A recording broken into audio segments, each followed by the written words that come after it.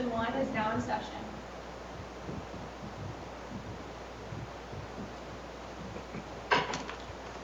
Good morning. Be seated.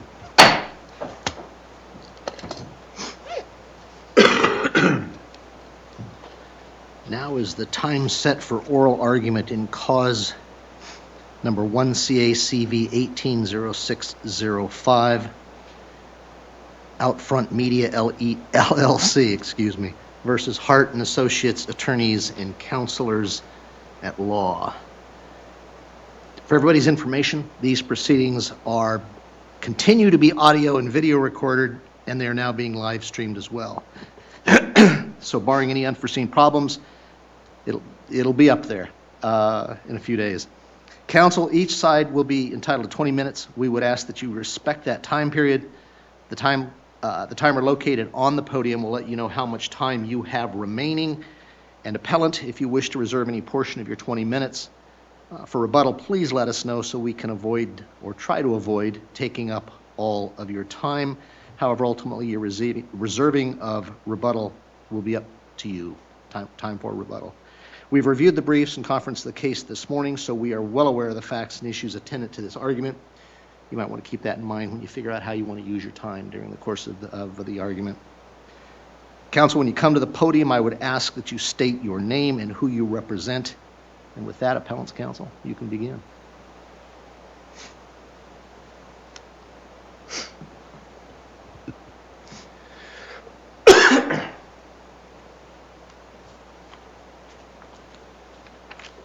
Good morning, Your Honors. May it please the Court.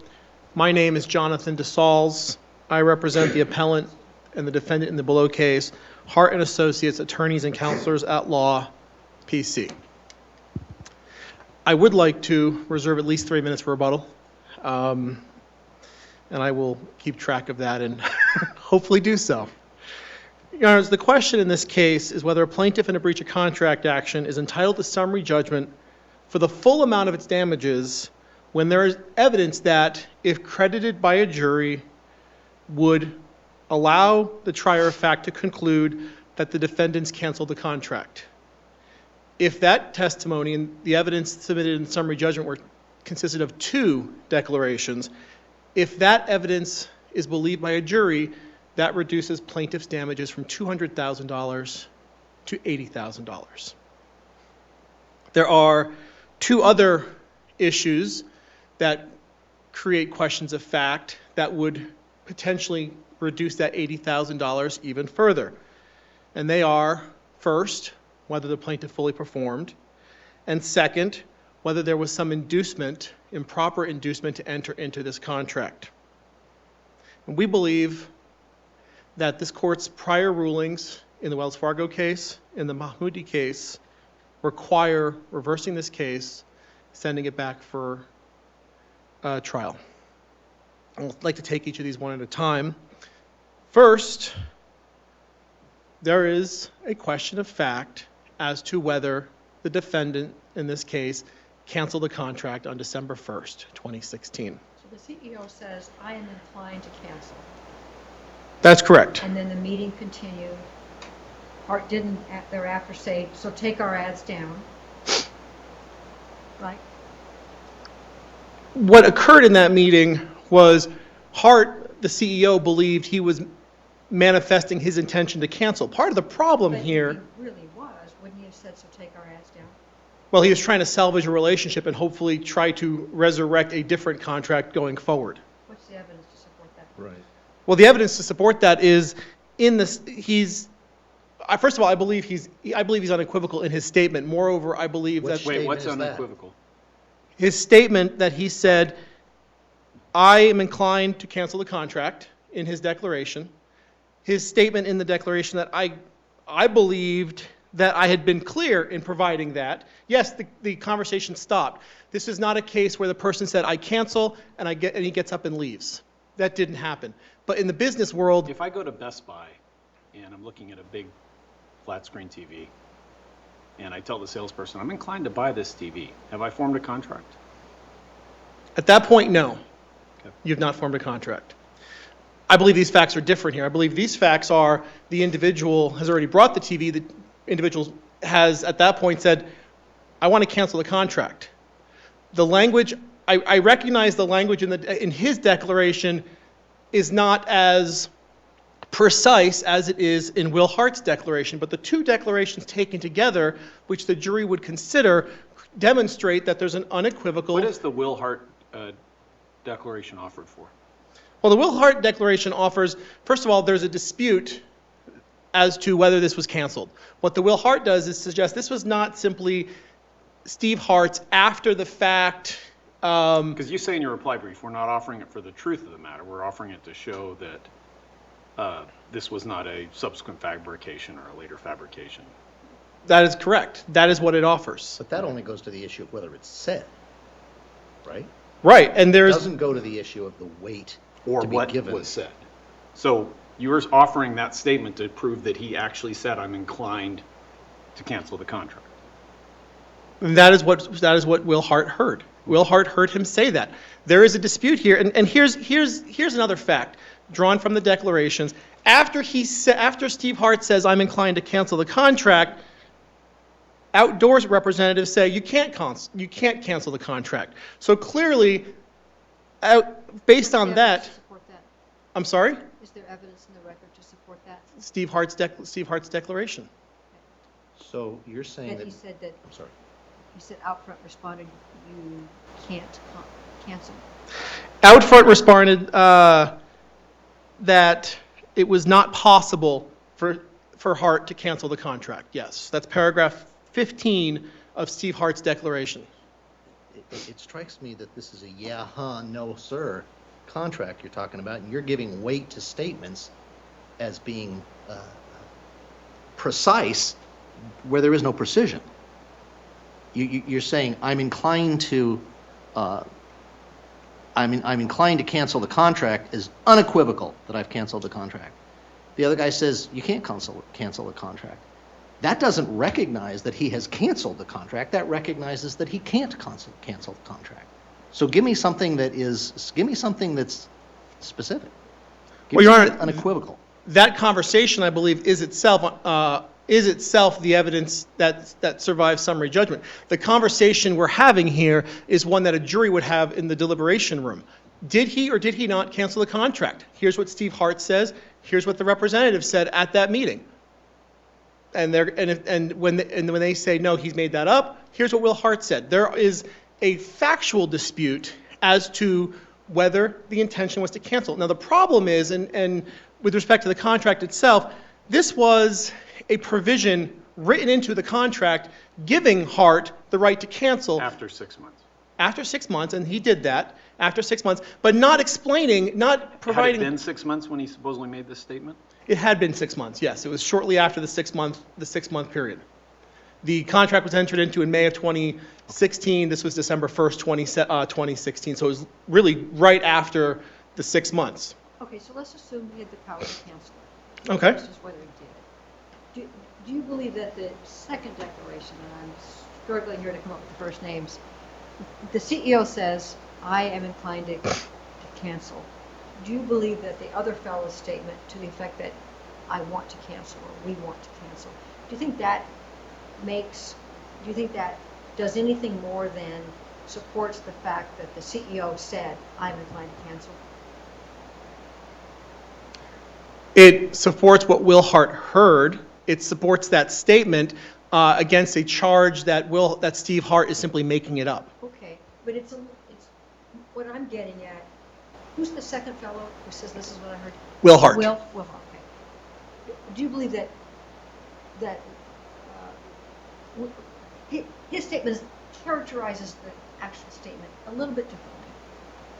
He doesn't say. He does. Steve said, I'm inclined to cancel. Will says, I heard him say, I want to cancel. Do you think, which of those characterizations is the truth? Isn't that for the jury to decide? Well, I mean, it's your I mean, no, I understand. I believe they both are saying the same thing. I believe they're both saying it differently, and I believe that this is not uncommon in any jury trial for people to have slightly different, although substantially similar, recollections of events. But you just told me a minute ago that you were not offering that statement as proof of what he said, just that the statement was made. Because otherwise it's hearsay. Otherwise it is here, I agree, otherwise it would be hearsay. So we have to rely, the only evidence that can be considered on summary judgment then, is we assume that this statement was actually made, but it's the statement the guy himself, the CEO, describes as making. Right, and We're stuck with inclined, that's all we've got. And we're stuck with the fact that he said, I thought I was clear. I assumed I was clear in providing that notice. All the things in his declaration we assume are true. Right. This summary judgment, the issue comes down largely to the declaration of Steve Hart. Absolutely. And we believe that that is sufficient to survive summary judgment in this dispute. Now, the issue here is in this contract, so there is no manner or mechanism. By contrast, if you look at the contract, it's very clear with respect to transit displays, for example. If you want to cancel a transit display, you need to do so in writing. You need to give a 90-day notice. The 6-month right to cancel has none of those provisions. It doesn't provide a mechanism or a manner for how to cancel. Let me ask you a question related to that cancellation. Outfront, I believe, continued to submit invoices to you all, or to your client, saying, hey, another month is due, right? That's correct. And there was also an email about 6 weeks after that December meeting saying, hey, sorry if I offended you, and I realize you guys are arguing some ambiguity in the response to that, but let us know if you want to cancel the contract. If you want to cancel it, let us know, right? Well, I believe Please send a confirming email if you're canceling the contract. I believe Mr. Hart's response to that is he started talking about, do we need to renegotiate that original contract? I believe that's an additional statement. I acknowledge that there was some ambiguity, you guys are arguing ambiguity. The question is, they sent that email saying, send us a confirming email if you want to cancel. I believe that that's a correct statement of the facts, yes, Your Honor. And so, and you're receiving these invoices knowing that the billboards are still up, correct? I believe so, yeah. I mean, I'm not sure that fact is clearly established in the record. However, Mr. Hart's position was, in December, I communicated that I canceled. Why do I need to restate that I canceled 6 weeks later? What I'm trying to do at this point, what Steve Hart's trying to do at this point, I should say, is negotiate a new contract to move forward. So they're just going to leave the ads running in the meantime? Is that the idea? Well, it's not Steve Hart's decision to take down the ads. On December 1st, when Steve Hart said, hey, I'm inclined to cancel, Outdoor could have said, okay, ads are coming down. And it didn't give your people any cause for concern that maybe Outfront didn't understand it that way if they were continuing to run the ads? Again, that's not a fact that's in the record. Well, it is, because the email said 6 months later, let us know if you want to, or 6 weeks later, let us know if you want to cancel. Right, but Steve Hart had already canceled at that point. Well, that's kind of circular, isn't it? Yes, it is. I mean, well, candidly, yes, it is kind of circular. However, December 1st, you have Steve Hart making the statement to cancel. There's no magic And language. Nothing else indicates that anybody took it as a termination, but that controls everything that follows, Yes, that controls everything that follows. in spite of the fact that no one else took it as a termination.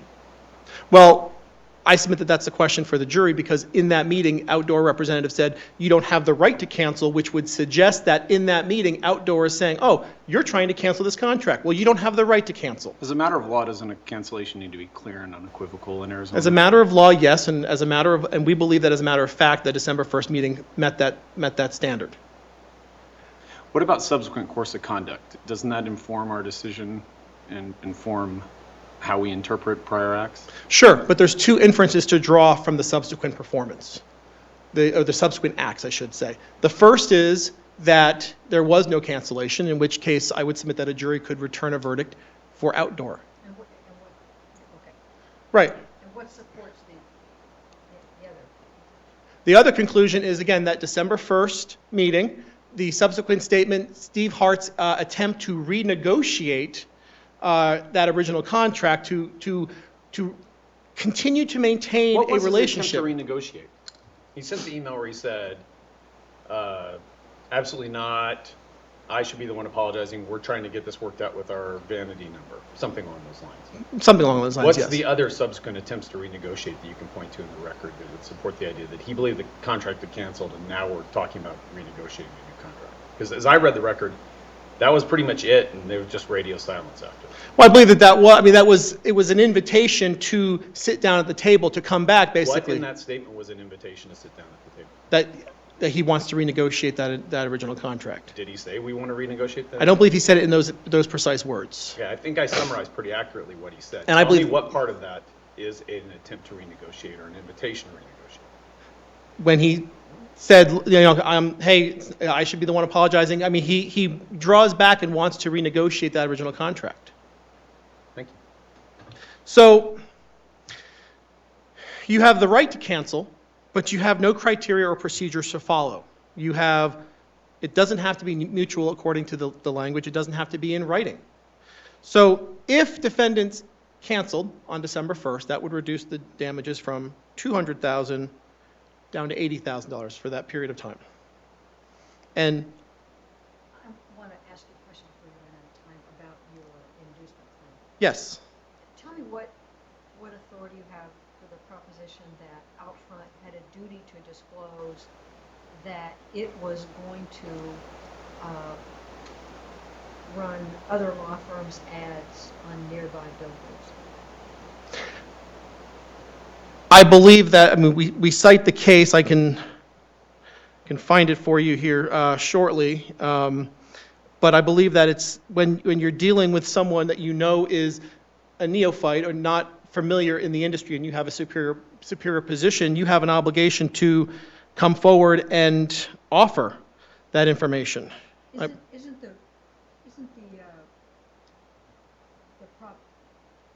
proposition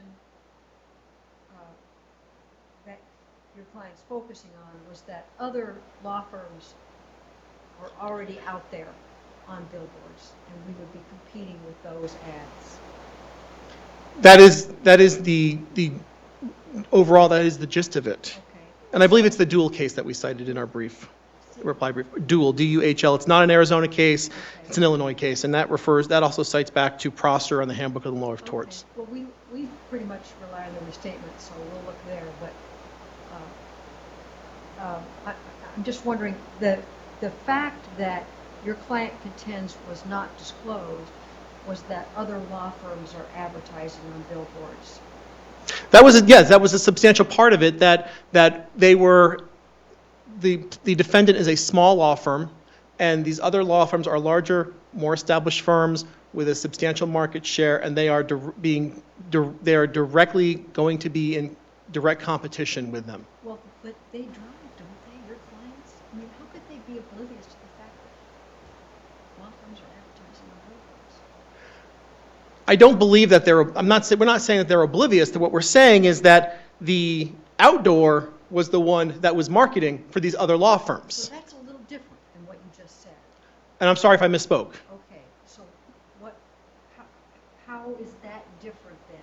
How does that change the analysis that the other law firms were advertising on Outfront's billboards as opposed to advertising on billboards owned by somebody else? Because Outfront's representatives were the ones sitting there saying, hey, this is great marketing, this is going to be a great exposure, but they knew that as a result of their other business relationships, that those representations were not true. Is there any request or anything in the record to suggest that there was a promise of exclusivity or a request for exclusivity by your client? There's nothing in the record to suggest that, Your Honor. And these are rotating billboards, isn't that right? I believe they are, yes.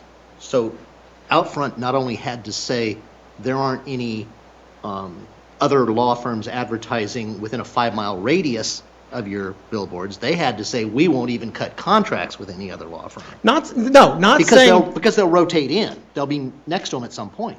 Not saying that they can't cut contracts, but at least give Hart the full disclosure of what Hart is getting into. Hart is relying upon the business acumen of Outdoor, relying upon them for their advice, for their counsel, and Outdoor has superior knowledge that they're not disclosing to Hart. Did Hart have any burden on him to ask? You cover a big area with these billboards. You cover a huge area, and they rotate. Am I going to have any competition here, or am I, as a smaller law firm, going to be able to tie up your whole system of electronic billboards? Did he have any obligation to ask that question? I don't believe it ever. Before he decided the value, by the way. Right, and I don't believe he ever thought to ask because that information had not been disclosed to him. Your Honor, I do recognize that my time is down. I'd like to reserve the rest for rebuttal. Thank you. Thank you.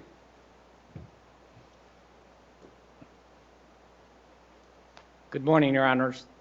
My name is Claudio Iannatelli. I represent the plaintiff and appellee here, Outfront Media, LLC.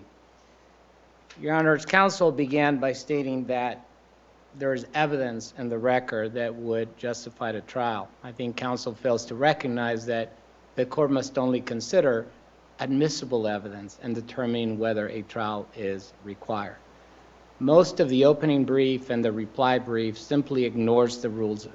They both ignore the rules of evidence. They disregard hearsay. They disregard who made what statements. They even go insofar as to, in the opening brief, argue that the second declaration, the Stephen Hart, is one that should be taken for the truth of the matter. When you get to the reply, they argue that, no, it's not for the truth of the matter, but then yet they try to use it to assert the truth of the matter that really impeaches the testimony of the CEO of the company. You concede that the CEO's declaration is something the trial court should have properly considered as part of the summary judgment motion. The trial court should have and did. And in fact, if you review the record of the oral argument, Judge Thompson comes out and saying, no, I read the declaration very carefully, and he clearly states, I am inclined to cancel. And he focused on the fact that... Why wouldn't the burden be on your client at that point?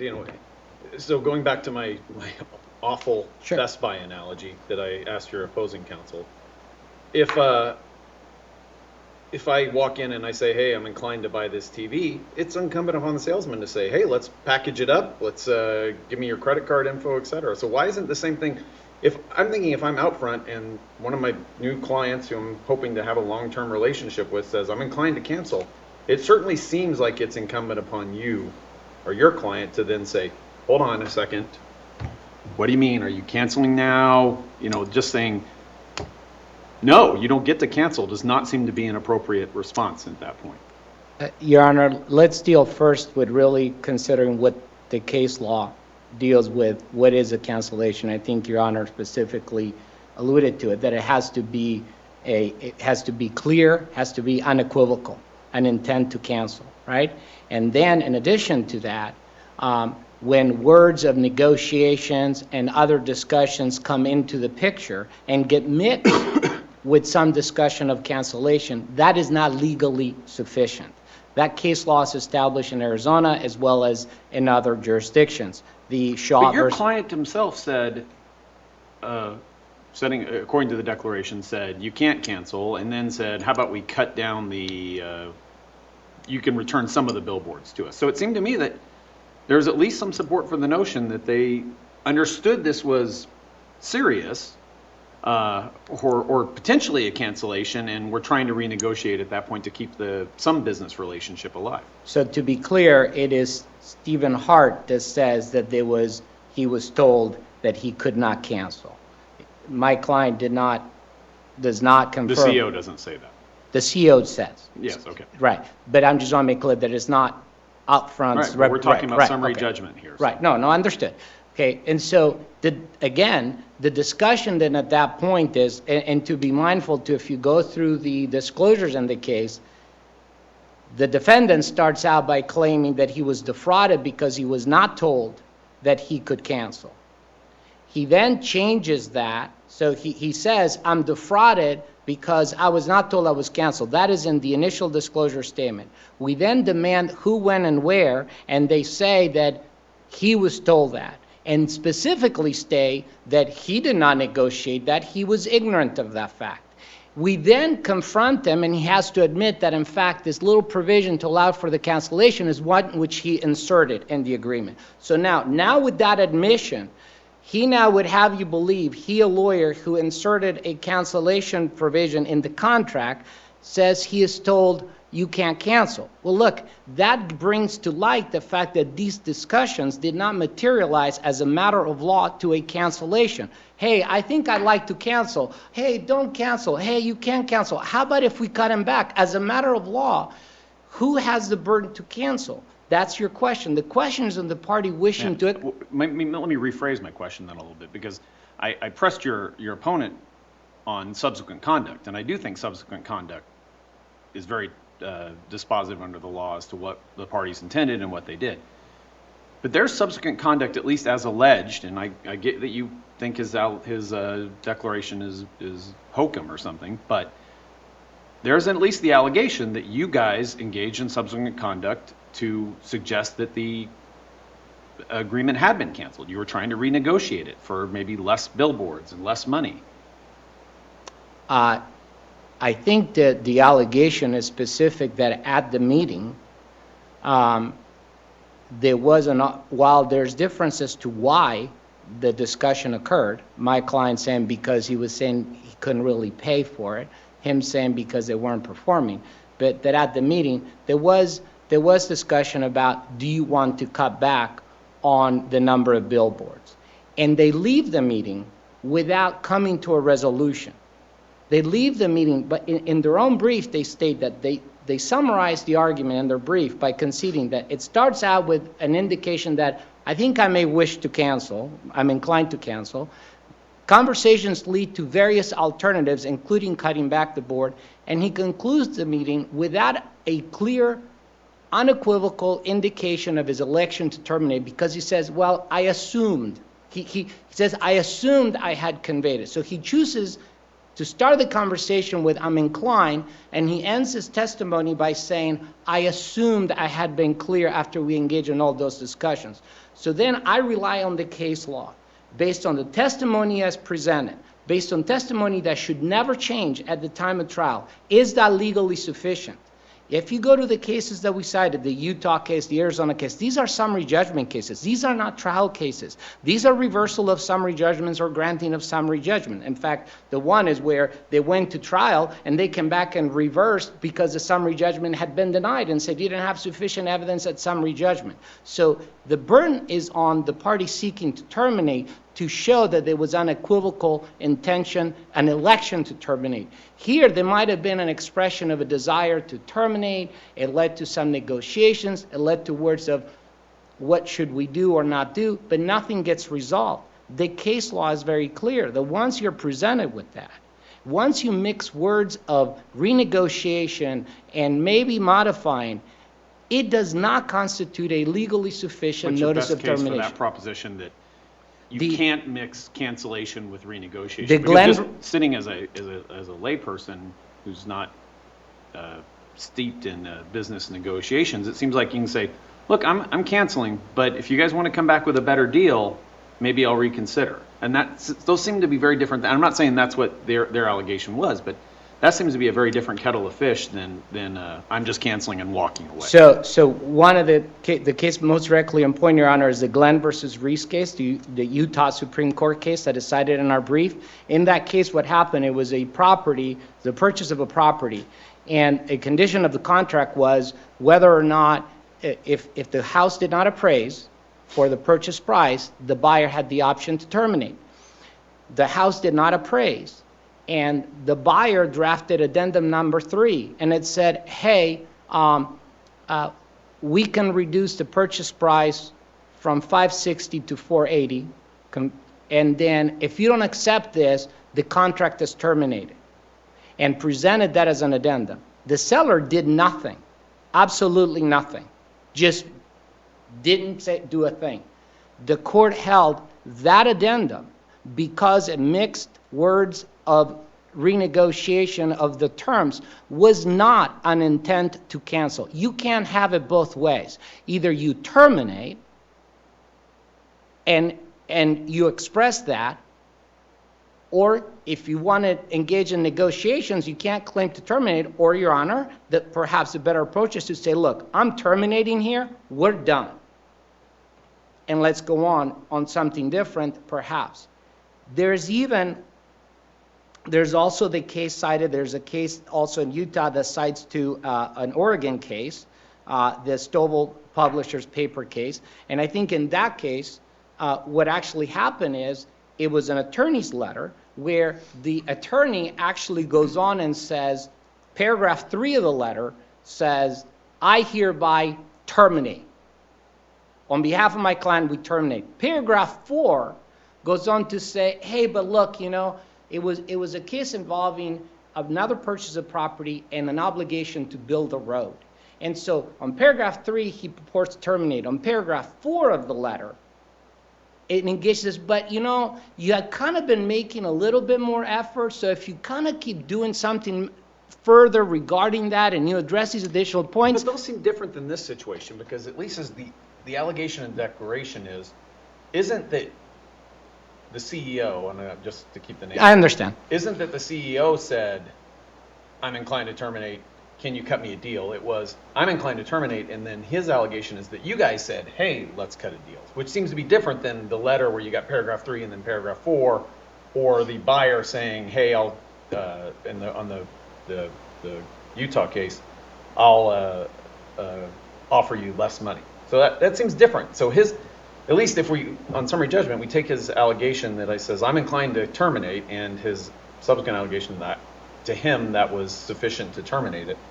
Why would your guys' subsequent conduct of renegotiation undermine that termination? So let's assume he says, I'm inclined to terminate. And that's it. Is that enough? I submit not. If I receive a message from somebody, from Stephen Hart, that, hey, I'm inclined to terminate the contract, and I say nothing, and 30 days later I take down all the boards, what's going to happen is he's going to sue me for breach. Because he's going to say, I said I was thinking about it, I'm inclined to terminate, doesn't mean I am terminating. So, counsel, this comes down to a definition of the word inclined. Well, you can't go beyond correct. When I say I'm inclined, I think by its terms, you're inviting discussion.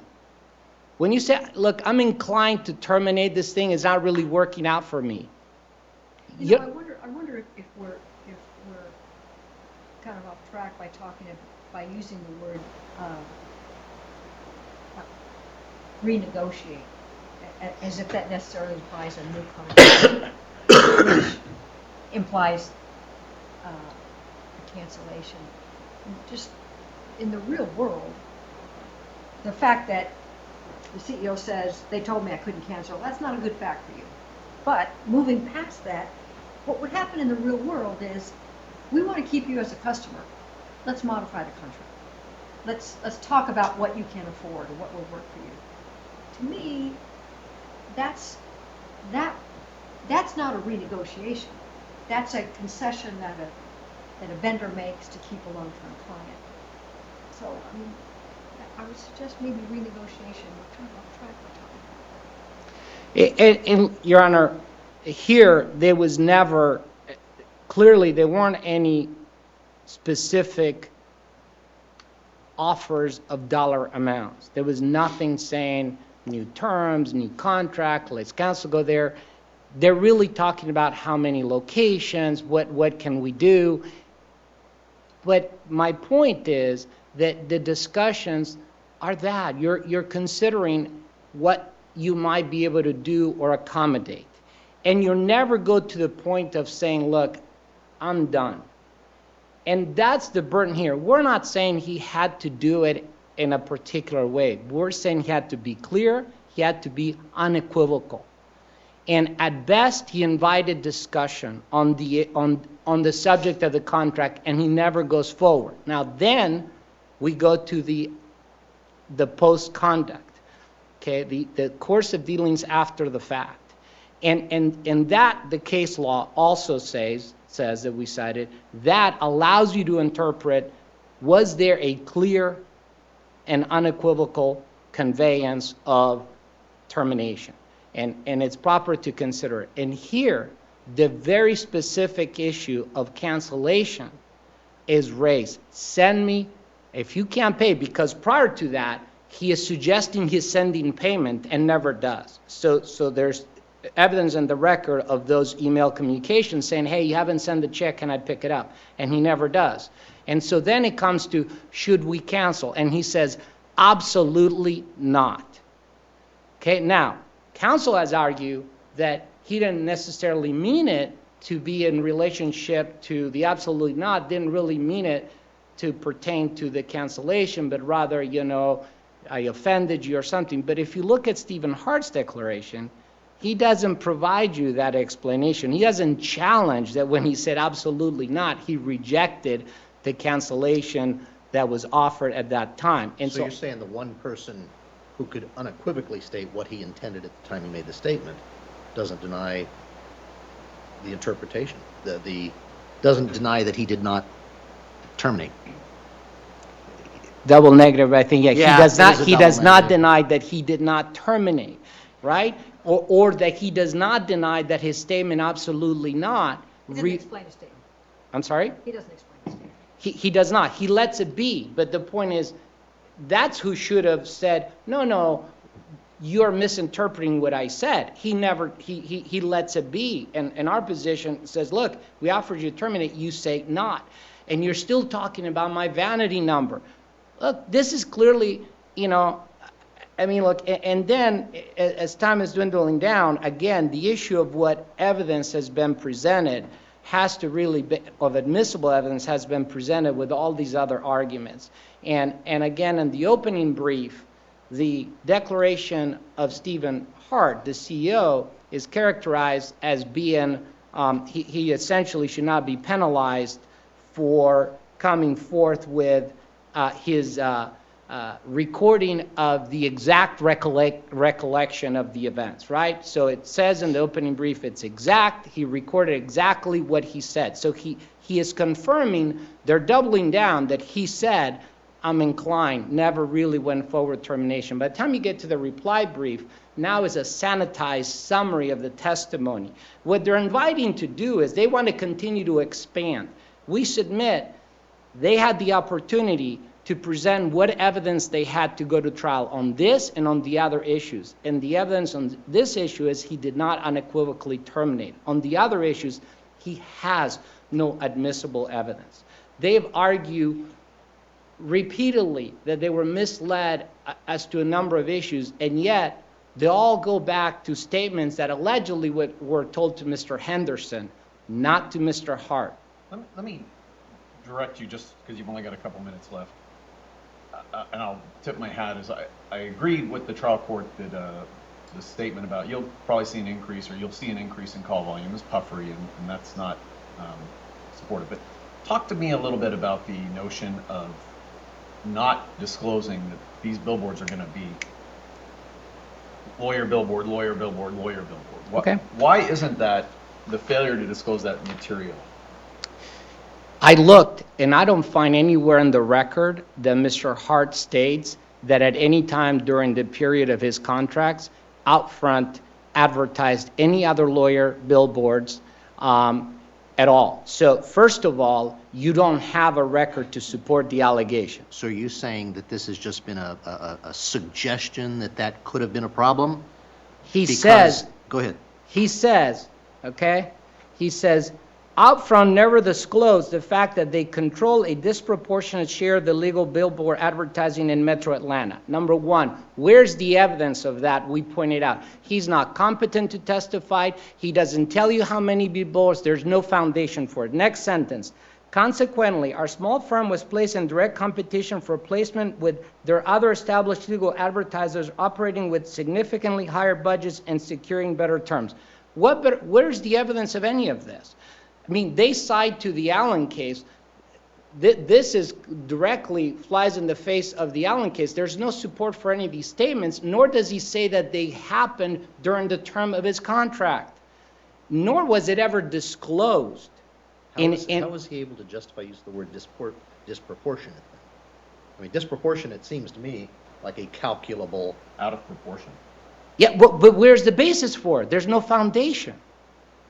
I have no idea where he pulls the information from. So if we want to take his affidavit or this declaration and use that as facts, then we need to go back and reconsider the case law.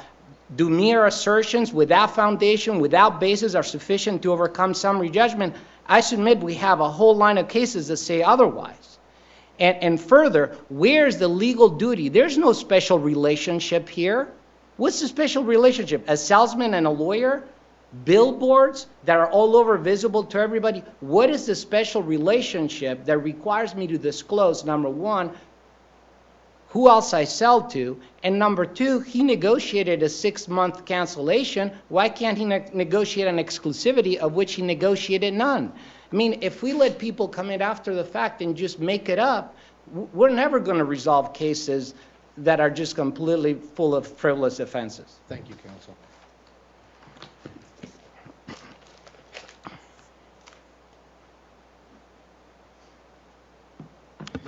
Counsel, how did your client justify using the word disproportionate? Where did they do their calculation or draw their numbers? That's not in the record, Your Honor. I don't have an answer for that question. Wait. The use of the word disproportionate is not in the record, or how he did it is not? The use of the word disproportionate is in the record. How he calculated that is not in the record, candidly, Your Honor. Thank you. I would submit to you that there's 3 questions here that weigh on, that are truly jury questions. What did the CEO mean when he said, I'm inclined to cancel? There's 2 possible conclusions to draw from that. The first is, Why does what he meant matter? Because the case law that I read says it's got to be clear and unequivocal. So at most it would be a jury question as to whether that's clear and unequivocal, but his underlying meaning doesn't seem to be dispositive. Except the response from Outdoor suggests it was clear and unequivocal, because they said, well, then let's renegotiate. What did Outdoor understand that to be? And again, a jury could, listening to this, could say, okay, clearly Hart wanted to cancel. Outdoor understood that. Outdoor said, we need to, let's renegotiate then. Let's keep your business. And the third question is, why are they offering to renegotiate? If they have this contract, if he doesn't have the right to cancel, why? And I recognize my time is up. So I will just, if you have any questions, I'm happy to answer them, but my time is up. Thanks, counsel. Thank you, counsel. Thank you. Thank you for the argument. Counsel, we're going to take this under advisement at this time, and we will render a decision in due course. Thank you.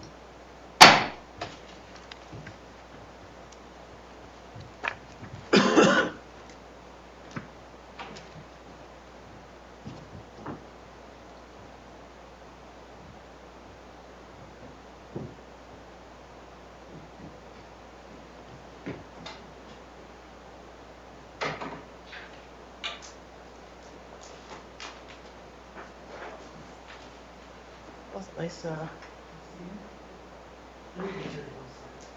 Jason,